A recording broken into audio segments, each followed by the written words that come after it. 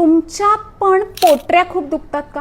हल्ली जो तो पेशंट येतो, म्हणजे जास्त करून महिला ज्या 40 वर्षाच्या पुढे आहेत त्या येऊन काय सांगतात, खूप पोटऱ्या दुखतात. बघा, आपल्या पोटऱ्यांमध्ये रक्ताचा एक पुरवठा असतो, म्हणजे 500 ml पेक्षा जास्त रक्त हे आपल्या पोटऱ्यांमध्ये असतं. म्हणजे मेंदूपेक्षा जास्त रक्ताचा पुरवठा आपल्या पोटऱ्यांना होत असतो.